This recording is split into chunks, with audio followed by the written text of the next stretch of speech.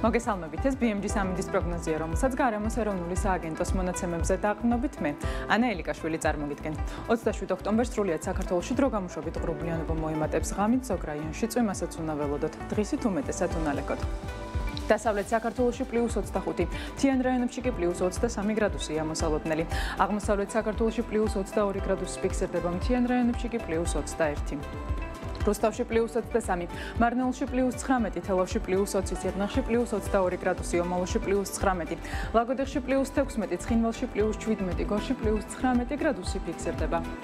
სტეფანწმინდაში +9, ბაკურიანში +11, გუდაურში +7 გრადუსია მოსალოდნელი, ბორჯომში +20, ახალციხეში კი +17 გრადუსს უნდა ველოდოთ. გადავინაცვლოთ დასავლეთ საქართველოს ქალაქებში. ქუთაისში +23, ბათუმში +25, ფოთში +22, სოხუმში +24, ზუგდიდში +21, ქობულეთში +25. ანაკლიასა და ოზურგეთში კი +23 გრადუსი ფიქსირდება. რაც შეეხება დედაქალაქს თბილისში ჰაერი +22 გრადუსამდე გათბება.